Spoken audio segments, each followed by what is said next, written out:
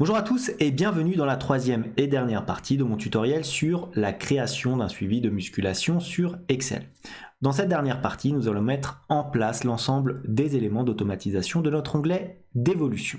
Mais tout d'abord, et comme d'habitude, si vous souhaitez aller plus loin dans les explications, je vous invite à cliquer sur les liens de formation dans la description. Et si vous ne souhaitez pas rater mes vidéos sur l'utilisation des outils tels qu'Excel dans le monde de l'entreprise, n'hésitez pas à vous abonner à la chaîne. De plus, pour ceux qui souhaiteraient uniquement acquérir le fichier sans passer par le tutoriel vidéo, sachez que tous les documents sont disponibles en illimité et dans leur version finalisée pour mes contributeurs Patreon, plateforme dont vous trouverez le lien en description.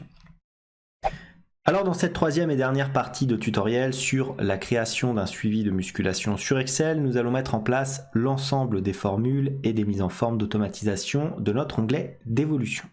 Donc, qu'est-ce que je vais faire? Souvenez-vous ici, j'ai donc l'évolution à prendre en compte en fonction, bien sûr, des exercices faits ici dans votre base de données de séance. Donc, on retourne sur cet onglet-là. Première chose à faire, je vais faire une petite mise en forme. Je sélectionne l'ensemble des différents intitulés ici et je vais mettre une police grise comme ceci. Ensuite, une fois que j'ai fait ça, je vais sélectionner la première partie relative au bras et je vais cliquer sur mise en forme. Nouvelle règle. Utiliser une formule pour déterminer la règle est égal à quoi?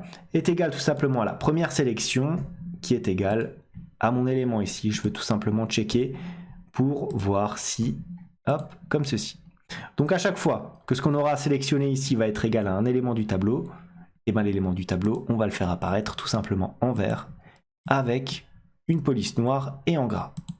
Pour avoir bien entendu les éléments de façon distincte. J'appuie sur OK et voilà, regardez, cet élément-là est donc apparu. Maintenant, je sélectionne ici, je fais pareil. Nouvelle règle, utiliser une formule égale à quoi?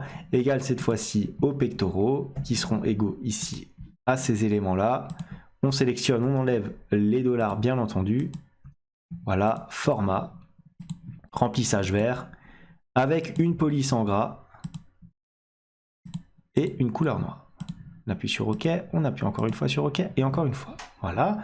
On fait pareil pour le dos. Nouvelle règle.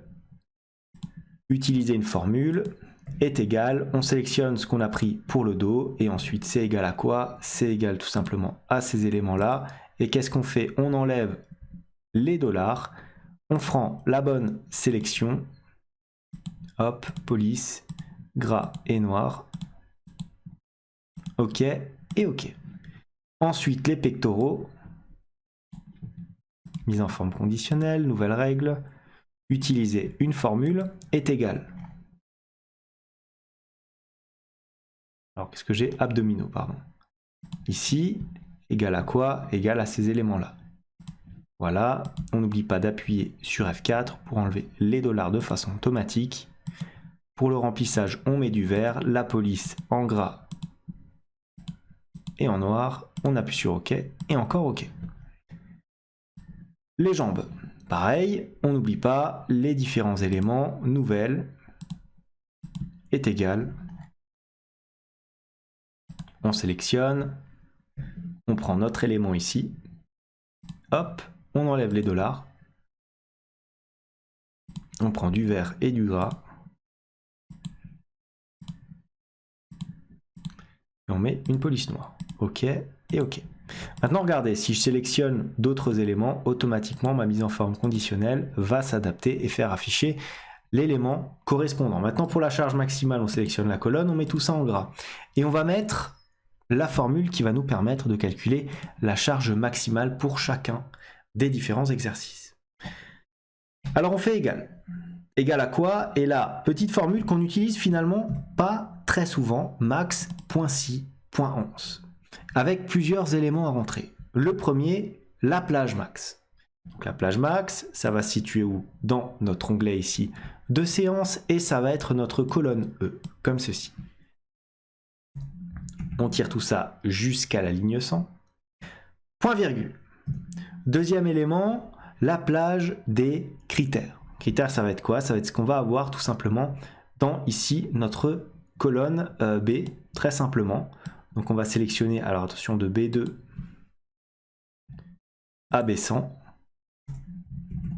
comme ceci. Point virgule.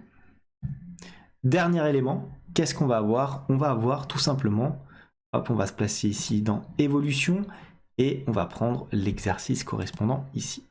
On ferme la parenthèse, mais avant d'appuyer sur Entrée, on fiche bien sûr notre plage de données ici. Donc en appuyant sur F4, on prend les $, encore ici et encore ici. On appuie sur Entrée.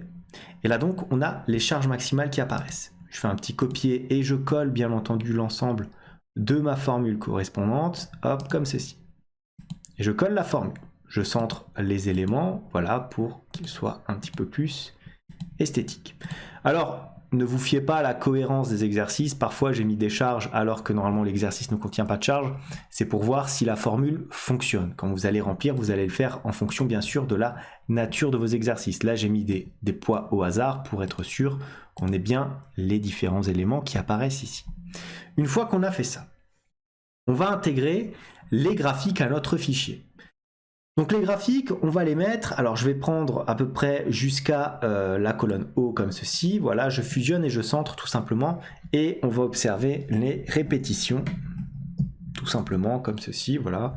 On peut prendre ce genre d'éléments, hop, je mets une bordure, je sélectionne ici, je prépare ma zone de graphique bien entendu, bordure extérieure, je copie-colle ces éléments-là, hop, voilà, voilà, et le dernier. Comme ceci. Une fois que j'ai fait ça, qu'est-ce que je vais faire? Je vais mettre les différents mois. Janvier, février, et ainsi de suite. Je tire tout ça vers la droite, jusqu'à décembre. Je sélectionne la ligne, je centre les différents éléments, voilà. Et je mets des données comme ça. Maintenant, je vais rapatrier les données les plus intéressantes. Donc, je vais me placer ici dans la ligne 13 à peu près. Voilà, on peut même... Non, on va se placer là, c'est très bien. Et je vais faire appel à quoi? Je vais faire appel à une somme prod qui va me permettre de rapatrier les différents éléments. Donc, égal somme prod. Où est-ce qu'il est? Il est là. Et je vais ramener quoi? J'ouvre ma parenthèse. Mois. J'ouvre ma parenthèse comme ceci. Donc le mois ici, de quoi? De nos séances. Ici, et bien sûr, on va prendre la date. Donc, on va rechercher dans l'ensemble de notre base de données les mois qui vont être égales à quoi? Qui vont être égales tout simplement à, ici à 1 puisque c'est janvier, mais comme je souhaite tirer ma formule vers la droite, petite astuce, je vais pas taper 1, je vais taper colonne moins 3. Pourquoi? Parce que ça va me ramener le numéro de la colonne, c'est-à-dire 4, moins les 3 colonnes précédentes. Donc quand je vais le déplacer vers la droite, je vais avoir janvier, février, mars, et ainsi de suite. Donc, est égal, alors ça on peut enlever, à colonne moins 3. Multiplication, pour ajouter une autre condition, qu'est-ce qu'on va rechercher maintenant? On va rechercher cette fois-ci dans notre onglet de séance, ici la colonne B. Donc pareil, on va tirer jusqu'à 100 et qu'est-ce qu'on va vouloir? On va vouloir chercher les éléments ici dans évolution, donc de l'ensemble de ce qu'on pourrait avoir. Donc qu'est-ce qu'on pourrait prendre? On pourrait prendre par exemple ici ce qu'on a sélectionné. Voilà, B3.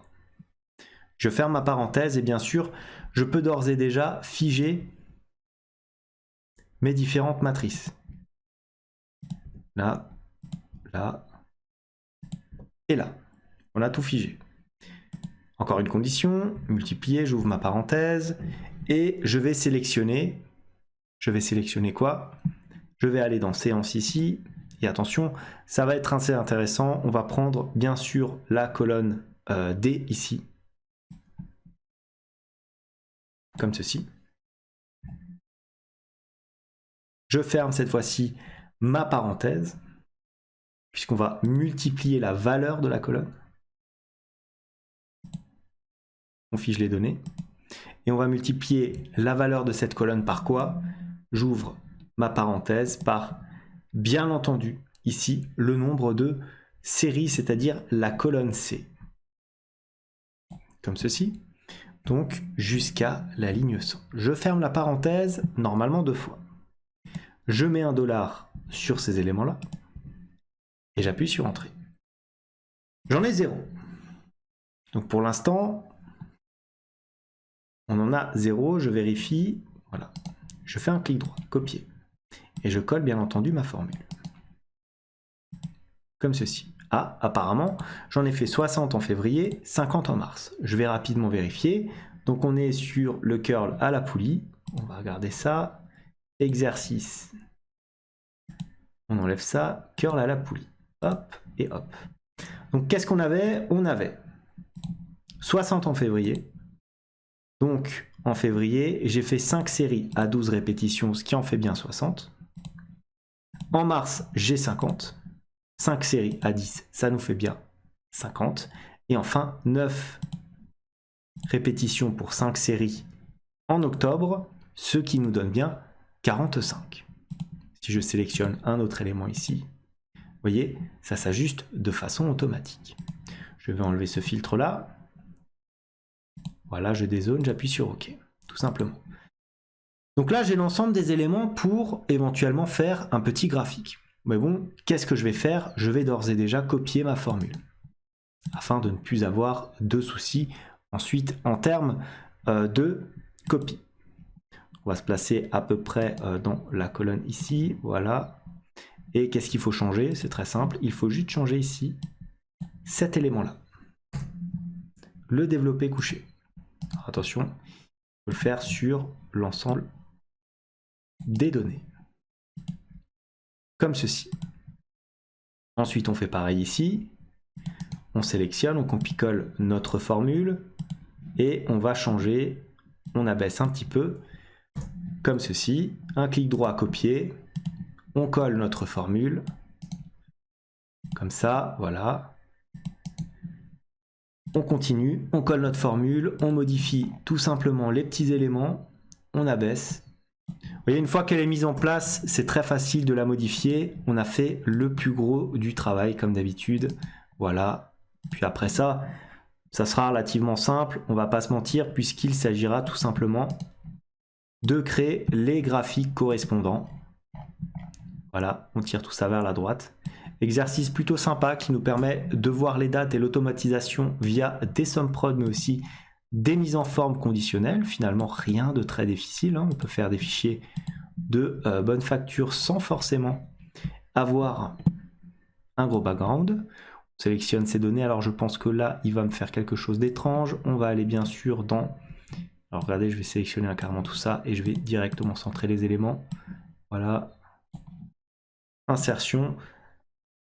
Alors là, vous pouvez mettre le type de graphique que vous souhaitez. Moi, je vais prendre un graphique relativement normal. Donc un histogramme en 2D. Voilà. Comme ceci, donc assez simple. Série 1, 2 ou 3. Donc on va sélectionner les données. Regardez ce que je vais faire. Je vais tout simplement rabaisser ces différents éléments. On va modifier ici, alors les séries. On va modifier tout ça. Évolution. On va changer ça. Hop, on va prendre uniquement cette valeur-là. Ok, donc c'est la série 2, alors, ça ne se pose pas de questions. Supprime la série 1, voilà, on n'en a qu'une, c'est très bien. On peut éventuellement changer le nom, c'est pas trop grave. On appuie sur OK. Alors je vous propose d'enlever le titre du graphique puisqu'on l'a déjà mis là, donc c'est pas forcément très utile. Le graphique, alors est-ce qu'on le laisse? On peut éventuellement le laisser. La légende, est-ce qu'on la laisse? Non, on l'enlève aussi parce que de toute façon, ça ne sert à rien comme on l'a déjà mis en haut. Et maintenant, on va tout simplement placer notre graphique dans l'espace correspondant. Donc, on sélectionne. Voilà, on le place là où il faut. On tire un petit peu vers le bas. Voilà, on fait un petit clic droit et on enlève le contour.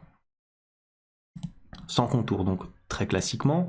Voilà, on a les éléments, quelque chose d'assez propre. Qu'est-ce que je peux faire? Je peux éventuellement, alors si ça me gêne, je peux enlever la couleur de mon graphique. Voilà, tout simplement en double-cliquant sur ces éléments-là, aller dans remplissage. Remplissage, on peut prendre, je sais pas moi, par exemple du bleu, c'est très bien. Voilà, comme ceci. Ensuite, qu'est-ce qu'on peut faire? On peut, bien entendu, alors maintenant ça va être très simple, on va copier-coller ce graphique-là.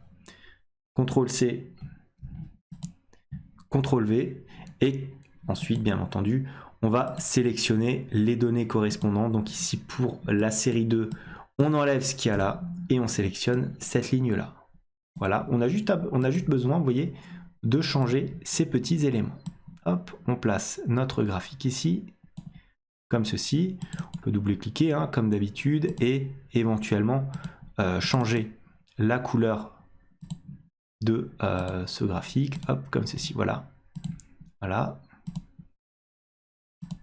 Du bleu, très bien. Voilà.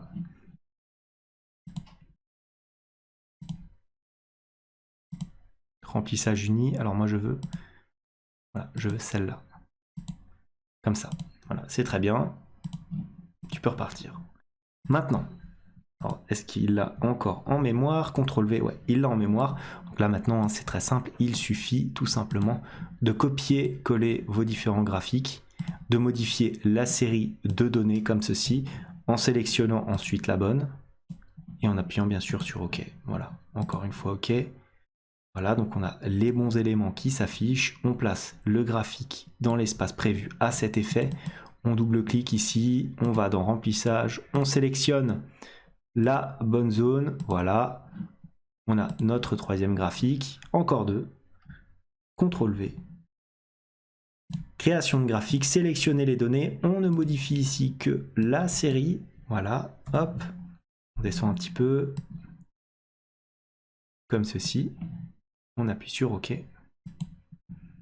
Encore une fois OK. Hop. On le place dans la zone. On double-clique. On change la couleur. Alors bien sûr, vous pouvez changer d'autres éléments, hein. Je ne fais que faire un format personnalisé, mais qui finalement peut être changé quand vous le souhaitez. On place tout ça vers le bas. Graphique, sélectionnez les données. Je modifie. J'enlève l'évolution et je sélectionne tout ça.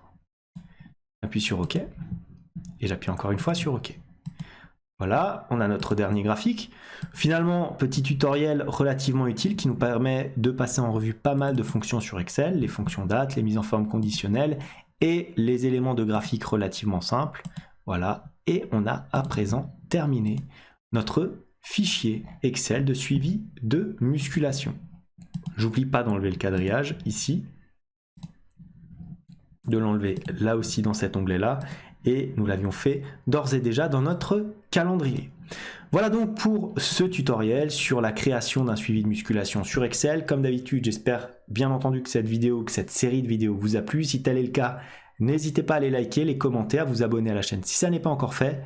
En tout cas, moi je vous dis merci et à bientôt pour un nouveau tutoriel.